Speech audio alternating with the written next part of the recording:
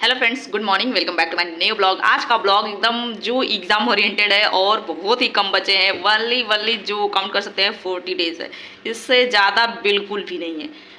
जो दूर रह रहा है उसके लिए और भी डिस्टर्बेंस आएंगे, लेकिन इतना मान के चलते हैं। और इतने में हमें क्या करना है, जो अभी तक बहुत सारे लोग प्रैक्टिस सेट अपना लगा रहे होंगे, कुछ लोग नहीं लगा रहे होंगे, सिलेबस कंप्लीट करने में लगे होंगे, लेकिन अब हो गया, अब बहुत हो गया। जो भी था सिलेबस था, नोट्स था, सब कुछ हो गया। अब स्टार्ट करना है प्रैक्टिस, ठीक है।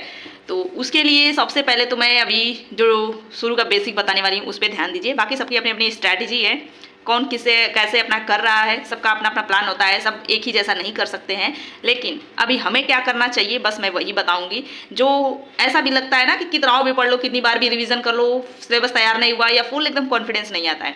PYQ लगाएंगे, प्रैक्टिस सेट लगाएंगे, तभी हमें अपने अंदर कॉन्फिडेंस आता है, वो भी अच्छा नंबर बनता है। तो अगर अच्छा नंबर नहीं बनता है तो वो भी डाउन ही चला जाता है। तो सबसे पहले तो हमें करना क्या है, अभी से अगर अभी से स्टार्ट कर रहे हैं तो मेरे हिसाब से अभी तक तो सारे सिलेबस कंप्लीट हो चुके होंगे, सबके रिवीजन भी हो चुके होंगे अच्छे से। और उससे पहले अभी ये स्टार्ट करने से पहले एक कमेंट का मैं रिप्लाई दूंगी। कुछ कमेंट है जैसे मैंने बैच लिया है तो बैच से पढ़ाई नहीं कर रही हूँ, क्या नोट्स अच्छे हैं कि नहीं है। ठीक है, सब कोचिंग अच्छी होती है, सब बुक अच्छे होते हैं, लेकिन हमें अपना पढ़ना है, कैसे भी करके टॉपिक कंप्लीट करना है, सिलेबस ही पढ़ना है, ज़्यादा नहीं पढ़ना है। ज़्यादा पढ़ेंगे उतना भी टाइम नहीं है। अगर बहुत पहले से पढ़ रहे हैं तो अच्छी बात है, अच्छे से तैयार हो गया होगा। लेकिन मैं वो बैच पढ़ रही हूँ कि नहीं पढ़ रही, तो मैं बहुत पहले से ही आप लोग को बता रखी हूँ। वो ऑल टू ऑल इंग्लिश है। जैसे शुरू में तो ऐसे आप लोग डेमो देखेंगे तो दोनों मिक्स पढ़ाती हैं, मैंने भी डेमो देखा था तो ऐसा लगा था। लेकिन जब भी प्रॉपर ले लिए तो ऑल टू ऑल इंग्लिश में ही था। मतलब पढ़ाने को बोलने को भी ऑल टू ऑल इंग्लिश है, थोड़ा बहुत अपना चल जाता है हिंदी। तो थोड़ा डिफिकल्ट हम लोग को लगता है जो भी हिंदी मीडियम वाले हैं, ठीक है। तो इंग्लिश मीडियम वालों को तो हर जगह सही है, लेकिन हिंदी मीडियम वाले को प्रॉब्लम होता है, जो मेरे को भी होता है, ऐसा नहीं है। तो मैं अपना हिंदी वाले बुक है वो सब अपना मतलब इंक्लूड करके अपना पढ़ाई करती हूँ। ऐसा नहीं कि बस उनके नोट्स पे ही डिपेंड हूँ, नहीं हो सकता है, क्योंकि ऑल टू ऑल वो इंग्लिश है। तो थोड़ा हमें अपनी तरफ से बुक वगैरह करना पड़ेगा। जो मैं ऑलरेडी मेरे पास हिंदी का बुक है तो मैं उसे अपना इंक्लूड करके करती हूँ। जो उसी बुक से टीचर भी पढ़ाती है, वही है, इंग्लिश बुक से अपना पढ़ाती होंगी, लेकिन बुक वही है, राइटर वही है। तो मैं हिंदी में सारे मेरे को मिल जाते हैं, तो मैं अपना हिंदी से ही कर लेती हूँ। और रही बात एंजियोस्पर्म की बुक, आप लोग बोल रहे थे कि लिंक दे दिए, तो हिंदी मीडियम का भी लिंक तो मैं डाल रखी हूँ उस वीडियो के डिस्क्रिप्शन में, लेकिन बुक अवेलेबल नहीं है हिंदी वाला यूट्यूब पे भी, अरे सॉरी अमेजोन या फ्लिपकार्ट से। मैंने भी उसी से मंगाया है, लेकिन अवेलेबल नहीं है हिंदी वाला। तो अभी लेने का भी बुक टाइम नहीं है। ज़्यादा से ज़्यादा हो सके तो पूर्वालोकन बोल रही सॉरी, मतलब घटना चक्र जो है उससे कर लीजिए, सारे क्वेश्चन उसी से पढ़िए। अभी देखिए जो उसमें से 80 क्वेश्चन है और 60% तो उसी से आना है। PYQ 60% आते हैं, ठीक है, PYQ आना ही आना है। जो 125 क्वेश्चन का टोटल होता है, 125 सॉरी मैंने 120 लिखा है, तो 125 टोटल क्वेश्चन होते हैं, नेगेटिव मार्किंग होते नहीं है, ठीक है। तो सिलेक्शन तो वही ले जाएगा जो हार्ड क्वेश्चन भी कर जाता है, ठीक है। तो उसके लिए तैयारी हमें वैसा करना पड़ेगा ना। और ये लास्ट बचे हुए हैं, 13-14 मई एग्जाम है TGT का थोड़ा और है। तो अगर हम TGT दे लेते हैं तो हमें अपना लेवल पता चल जाएगा, सिलेक्शन पहले ही मिल जाएगा। तो मेहनत करते हैं, बस एग्जाम तो सारे ही निकालने हैं, तैयारी उस लेवल की करनी है। तो 13-14 या 14-15 ऐसा कुछ है, क्या भूल गई, वही 13-14 ही है मेरे हिसाब से। 125 क्वेश्चन है, नेगेटिव मार्किंग बिल्कुल भी नहीं है। तो उसमें से जो 80 क्वेश्चन है वो तो पूर्वालोकन से, यूथ से इतना आएगा ही आएगा। 60% क्वेश्चन PYQ से ही आते हैं, भले ही घुमा के आए लेकिन आते जरूर है। और जिसमें वो ठीक ठाक रहेंगे, PYQ है तो वो ठीक ही ठाक रहेंगे ना, क्योंकि हमको वो पढ़े हुए हैं तो ईजी लगेगा। उसके बाद जो मॉडरेट लेवल आता है 20 क्वेश्चन, तो वो रहेगा। इसको भी हमें इतना पढ़ना है ताकि ये भी ठीक ठाक कर जाए। टफ तो वही होता है 25 क्वेश्चन, और अच्छा खासा नंबर वही लाता है जो ये टफ वाला भी कर जाता है, और अच्छे से तैयारी जिसकी रहती है वही करता है। तो इसी में होता है कि हम तुक्का मार देते हैं या फिर कुछ भी लगा देते हैं, जिसकी वजह से एकदम पेपर खराब हो जाता है, एकदम मोटिवेशन डाउन हो जाता है। तो तैयारी अच्छे से करना है, पहले हम इसको गलत ना करें, जिसकी वजह से इसको गलत नहीं करेंगे तो इधर तुक्का भी थोड़ा बहुत लगाएंगे तो क्वेश्चन सही जाएगा। तो अभी से हम ये तुक्का वाला चक्कर नहीं पड़ेंगे, अभी हम अपनी तैयारी करेंगे। तैयारी फुल ऐसा करना है ताकि अच्छे से तैयार हो जाए। जो सबसे पहले क्या करना होगा, टॉपिक इधर मैंने लिख रखा है टॉपिक वाइज, ठीक है। टॉपिक वाइज करना है, तो टॉपिक में अब ये नहीं देखना है कि यही टॉपिक मैं करूँगी, ये तैयार हो गया या नहीं हो गया।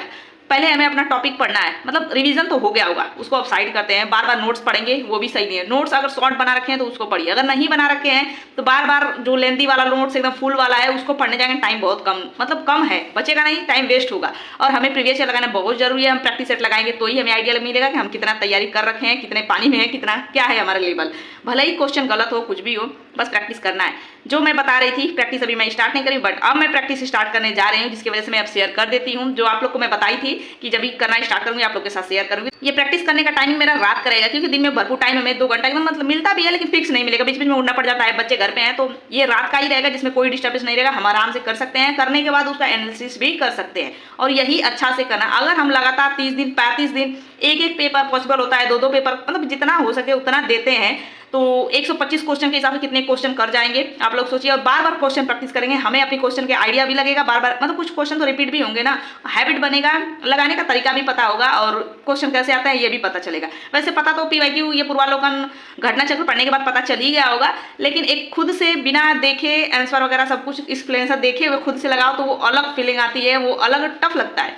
तो अब वही करना है। तो सबसे पहले अगर आप लोग टॉपिक वाइज लगा चुके हैं, ठीक है, नहीं लगाए हैं, टॉपिक पढ़िए फर्स्ट, एकदम जो लगाना है हमें ये लगाना है, इस टॉपिक का लगाना है, वो टॉपिक को पढ़िए, पूर्वावलोकन से पढ़िए, नोट से पढ़िए, कुछ भी रखे हैं उससे पढ़ लीजिए, शॉर्ट में एकदम पढ़िए, ये नहीं एकदम बढ़िया डिटेल में पढ़ना है, उतना टाइम नहीं है, उसको शॉर्ट में पढ़िए, उस टॉपिक का लगाइए। अगर टॉपिक वाइज लगा रहे हैं तो दिन भर में 3-4 टॉपिक का लगा जाइए, क्योंकि टॉपिक वाइज भी वो 10-10 क्वेश्चन 5-5 क्वेश्चन ऐसे 20 क्वेश्चन ऐसे दिया रहता है, ज़्यादा से ज़्यादा 10 क्वेश्चन दिया रहा है, जैसे टेक्स्ट बुक पे हो गया ज़्यादा से ज़्यादा 10 क्वेश्चन दिया हुआ है, टॉपिक वाइज भी दिया हुआ है। तो वो मैंने भी परचेज कर रखा है बहुत पहले का ही, तो उसमें इंक्लूड है मेरा। अगर आप लोग को परचेज करना होगा तो मैं लिंक डिस्क्रिप्शन में डाल दूंगी, वहाँ से अगर करेंगे तो कुछ % छूट मिल जाता है।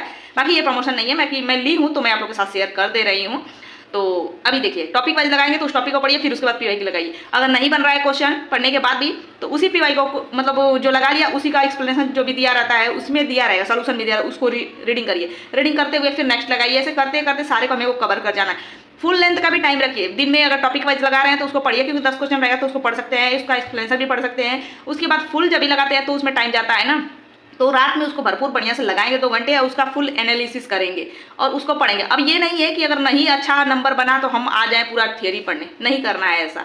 हम वही क्वेश्चन जितने लगाए हैं उसका एनालिसिस पढ़ना है, जितने सारे उसमें एक्सप्लेनेशन दिए रहेंगे उसको पढ़ना है। उसको पढ़ने के बाद अगर लगे कि हाँ नहीं इस टॉपिक में मेरा ज़्यादा ही गलत हो रहा है, तो थोड़ा बहुत सरसरी नज़र से अपना देख लेंगे, शॉर्ट नोट से जो वो देख लेंगे। ये नहीं है कि मतलब एकदम डिटेल पढ़ने लग जाए, उतना टाइम नहीं है, अगर देखेंगे अपना ही टाइम वेस्ट होगा। अगर अपने हाथों से बनाए हुए हैं तो मतलब जल्दी पढ़ जाते हैं, शॉर्ट रहेगा वो जल्दी पढ़ जाएंगे, तो बस वो पढ़ना है और कुछ नहीं, भले ही कम नंबर आए अब बस वही करना है। अगर उस टॉपिक को आप चाहें तो पूर्वावलोकन से भी पढ़ लीजिए अगर टॉपिक वाइज लगा रहे हैं तो, लेकिन फिर उसके बाद बिना देखे बिना सोचे टॉपिक वाइज लगाइए। ऐसे करके अपना बस प्रैक्टिस अब लगाना है, जो मैं अब स्टार्ट कर दूंगी। अब मैं कितना लगाऊंगी मुझे खुद नहीं पता है, अब मैं मतलब क्या ही शेयर करूंगी, कितना नंबर बन रहा है क्या हो रहा है कुछ भी आइडिया नहीं है, बस अब लगाना है, जितना क्वेश्चन हो सके, जितना पीवाईक्यू हो सके, जितना प्रैक्टिस हो जाए, बस यही करना है। अभी तो मैं टेक्स्ट बुक से सारा खत्म करूंगी, पहले जितने हैं बहुत सारे हैं तो सारा खत्म करूंगी, उसके बाद अगर कम पड़ेगा टाइम मेरे पास बचेगा तो और भी देखा जाएगा। पहले एक जगह से तो भरपूर एकदम खत्म कर लिया जाए, उसका अच्छे से एनालिसिस वगैरह सब कुछ किया जाए, उसमें बहुत टाइम लगता है। तो अभी का प्लान मेरा यही है, और आप लोग के साथ शेयर कर दी फुल कि अभी बस 125 क्वेश्चन आएंगे, सिलेक्शन भी मिल जाएगा अगर तैयारी अच्छी कर लिए, बार बार प्रैक्टिस कर लिए, क्वेश्चन घुमा फिरा के आता ही आता है पीवाईक्यू। और इस बार का शिक्षा सेवा चयन आयोग जो बदले हैं तो क्या पता पेपर कैसा है, लेकिन पीवाईक्यू से आता जरूर है। जितने भी टॉपर हैं सबसे जब पूछेंगे तो जरूर वो पीवाईक्यू एकदम बढ़िया से करके आते हैं, यही होता है। तो पीवाईक्यू भी हमें भी बढ़िया से करना है, इसको करेंगे कम से कम 60% क्वेश्चन तो जाएगा। उसके बाद मॉडरेट लेवल आएगा, उसमें भी हमें अच्छा करना है, और टफ में एक आध तुक्का भी लगेगा, या फिर मतलब अच्छे से अगर पढ़े हैं बार बार पीवाईक्यू देखे हैं तो उसमें से एलिमिनेट करके भी लगा सकते हैं, और आइडिया भी मिलेगा कि हाँ मतलब अच्छे से समझ के पढ़ना है, उसे कनेक्ट करके पढ़ना है, ताकि उसे कनेक्ट करते करते क्वेश्चन का आंसर निकल आए। तो अभी तो मैं आप लोग के साथ शेयर कर रही हूँ, ऐसा नहीं है कि मेरे बन रहे हैं, बस मैं शेयर कर रही हूँ कि मैं भी अब ऐसा करने वाली हूँ। ये नहीं सोचिएगा कि मैं ऑलरेडी सेलेक्ट हो गई हूँ या फिर एकदम बढ़िया से तैयार हो गया, मैं भी तैयारी कर रही हूँ और ऐसे ही करने वाली हूँ। अभी तो मैं अब सारा पढ़ ली, रिवीजन कर ली, मतलब सब कुछ हो गया। अब ये नहीं कि कितने बार पढ़ ली या फिर एकदम तैयार हो गया, किसी का तैयार नहीं हो जाता है एकदम कि हाँ एकदम 100% हो गया। हमेशा पढ़ते रहो, जब तक एग्जाम नहीं दे के आओ, सिलेक्शन नहीं हो तब तक लगेगा कि हमारा कुछ तैयारी नहीं है। तो बस हमें अपना पढ़ना है, करते रहना है। बाकी सबका अपना अपना स्ट्रेटेजी है, माइंड सेट है, सब अपना अपना मतलब कैपेसिटी है अपने अंदर याद करने की, सोचने की, सब कैसे क्या कर सकते हैं। तो सबसे पहले तो यही करना है, टॉपिक वाइज अगर लगाना है तो पूर्वावलोकन से पढ़ के लगाइए, या कहीं से भी शॉर्ट नोट बनाएंगे वो पढ़ के अपना टॉपिक वाइज सेक्शन कंप्लीट कर लीजिए, जो टेक्स्ट बुक में भरपूर दिया हुआ है, जितना मतलब दिया हुआ है, अब उतना भी ज़्यादा नहीं दिया हुआ है लेकिन दिया हुआ है। तो आप लोग पूछ रहे थे कब से लगा रही हैं, कितने आ रहे हैं, तो बस अब मैं लगाना स्टार्ट कर रही हूँ, इसलिए मैं आप लोग के साथ शेयर कर रही हूँ, ताकि आप लोग को स्टार्ट करना होगा तो करिएगा। अब बस करिए और कुछ नहीं। इसके सिवा अगर आप लोग नोट्स पढ़ रहे हैं, बुक पढ़ रहे हैं, तो सब कुछ छोड़िए, साइड करिए, पीवाईक्यू पे अब लग जाइए, क्योंकि पीवाईक्यू भी सिलेक्शन दिलाएगा। क्वेश्चन जरूर घुमा फिरा के आता है, मेहनत हमें सिर्फ करना है, एक्सप्लेनेशन के साथ जब भी पीवाईक्यू पढ़ना है फुल उसके साथ पढ़ना है।